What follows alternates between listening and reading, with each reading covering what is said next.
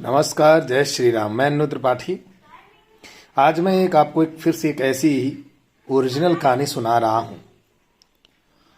District Kanpur यानी जिला कानपुर की बात मैं कर रहा हूँ, जहाँ पर एक लड़का होता है जो कि एक मैडम के यहाँ जॉब करता है, काम करता है।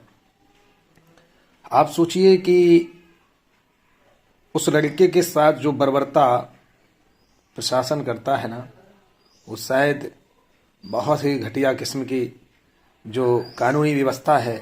मुझे ऐसा लगता है कि इस पर कठोर कार्रवाई सरकार को करनी चाहिए और प्रशासन को भी इस पर ध्यान देना चाहिए कि उस व्यक्ति को, जो सीधा साधा व्यक्ति है, जिसका कहीं से किसी से लेना देना नहीं है।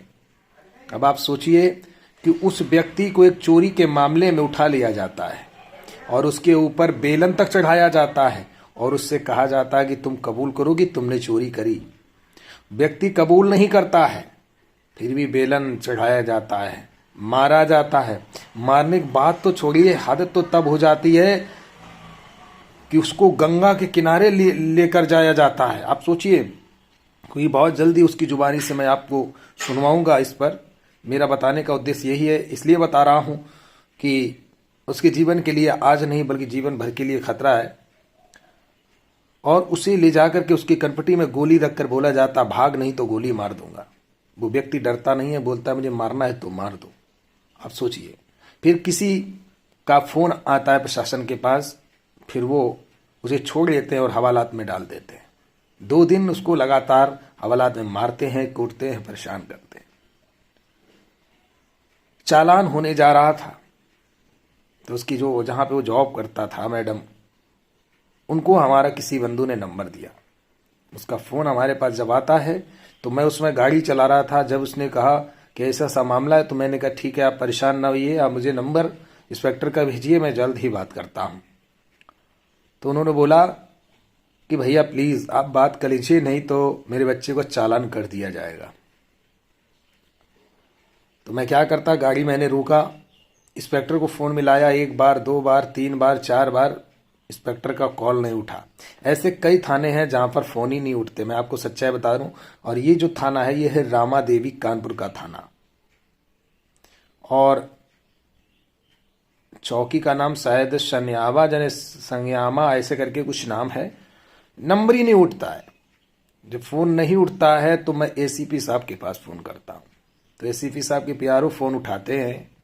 पहले तो वो टहला देते हैं कि अभी आप एक काम करिए, आप थाने पे एक बार बात कर लीजिए, जब नहीं होगा तब बताइएगा। तो मैंने उनसे बोला, मैंने कहा देखिए, अगर इस तरह का अपराध होगा तो ये हम जैसे लोग तो नहीं बर्दाश्त करेंगे कि अगर किसी मासूम को फंसा दिया जाए और जबरन कबूल कराया जाए, तो ये तो बर्दाश्त करने योग्य नहीं है।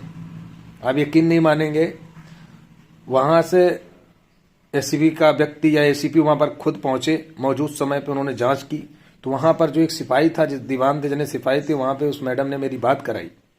तो मैंने उनसे एक ही बात कही कि यदि आप उसे नहीं छोड़ेंगे तो आप ये सोच लीजिए कि आपके जीवन के लिए अच्छा नहीं होगा, क्योंकि अगर किसी मासूम के साथ अपराध किया जाए ये बर्दाश्त नहीं है।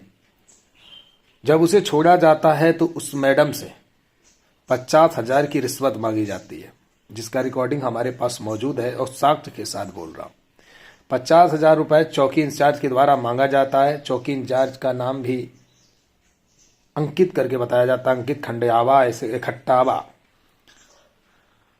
अब आप सोचिए, देखिए, मेरा उद्देश्य किसी प्रशासन को ठेस पहुंचाना नहीं, मेरा उद्देश्य किसी प्रशासन को बदनाम करने का नहीं, पर इस प्रशासन कानून के अंदर कुछ ऐसे भी अंधे लोग पड़े हुए हैं जो आज भी लोगों की जिंदगी से खिलवाड़ कर रहे हैं। जिस तरह से अतुल सुभाष ने आत्महत्या कर ली इस कानून की वजह से, तो कहीं ना कहीं ऐसे ही लोग होते हैं जो कहीं ना कहीं पुलिस ही बढ़ावा देती है क्राइम करने का। क्योंकि जब मासूमों को आप पकड़ेंगे तो जाहिर सी बात है कि कल को वो अपराध जरूर करेंगे। वो जानते हैं कि जब मैं अपराध नहीं कर रहा हूं तो फंस रहा हूं, और अपराध करूंगा तो फंसूंगा, तो बात बराबर हो गई। आप सोचिए, तो बात कह सुनकर के जैसे तैसे 15,000 पर पहुंची, जिसपे 10,000 रुपए दिया गया, 5,000 रुपए बाद में बोला गया और 30 तारीख को बोला गया इसे हाजिर करना है पेशी के लिए। अब सोचिए आप, कितनी बड़ी घटिया कानूनी प्रक्रिया इस परिवार के साथ की गई। अब उस परिवार के साथ क्या बीत रही होगी बताइए। क्या सरकार इनको पैसा नहीं देती? लेकिन क्या है ना कि नंबर 2 से कमाना है तो कुछ भी करना है, कुछ भी करना है। ये घटना जब से मैंने सुनी मेरा मन बड़ा विचलित हुआ कि बताइए, अगर सरकार इस तरह से अगर पुलिस को छूट दे देगी तो मुझे तो ऐसा लग रहा है कि ये खुलेआम गुंडैती करेंगे, ये खुलेआम किसी को भी ठोक देंगे। अब बताइए, उस व्यक्ति को ठोकने के लिए गंगा किनारे ले गए हैं। मुझे तो ऐसा लगता कि इतने एनकाउंटर होते हैं, कौन अपराधी कौन नहीं अपराधी कैसे पता चल पाएगा? जबकि सरकार को इस पर अगर आपने छूट दी तो इसका मतलब ये नहीं है ना कि पुलिस किसी को भी ठोक देगी। कुछ संविधान का नियम है या नहीं है इस देश के अंदर, कुछ कोर्ट कचहरी का है कि नहीं है। यहां से तो मुझे ऐसा लगता है कि सरकार को इस पर विशेष ध्यान देना चाहिए और आला अधिकारियों को ध्यान देना चाहिए कि भाई अगर ऐसी कोई प्रक्रिया होती है एनकाउंटर वाली तो उसका आपके पास साक्ष्य और वीडियो होना चाहिए।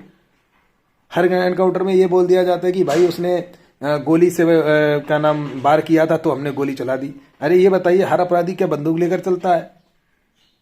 जो भागे हुए अपराधी रहते हैं तो क्या हमेशा चारों तरफ बंदूक लगा के रखते हैं? मतलब दूर तक सोचने वाला विचार है ये। मैं अपने एक विचार को व्यक्त कर रहा हूं। मेरा उद्देश्य किसी प्रशासन को ठेस पहुंचाना नहीं, मैं बार बार कह रहा हूं, क्योंकि तकलीफ होती है एक सोशल वर्कर होने के नाते कि अगर हमारे देश या प्रदेश में इस तरह से जुल्म ढाया जाए तो ये कहीं तक अच्छा नहीं है। हाँ, जो अपराध की श्रेणी में आते हैं तो आप इसका मतलब उन्हें ये नहीं है कि मार डालेंगे। अपराध की श्रेणी में आते हैं तो उन्हें पकड़िए, उनके ऊपर कार्रवाई कीजिए, उनके ऊपर केस चलाइए। कोर्ट कचहरी है, कोर्ट कचहरी आदेश करेगा तो उसको मृत्यु दंड दीजिए। भैया इस समय तो उत्तर प्रदेश के अंदर ऐसा डर का माहौल बना दिया गया है कि इस प्रदेश के अंदर मुसलमान ही नहीं डर रहा है, या हिंदू भी डर रहे बैठे हैं। क्यों? क्योंकि भाई किसके ऊपर सामत आ जाए, किसके ऊपर गोली चल जाए।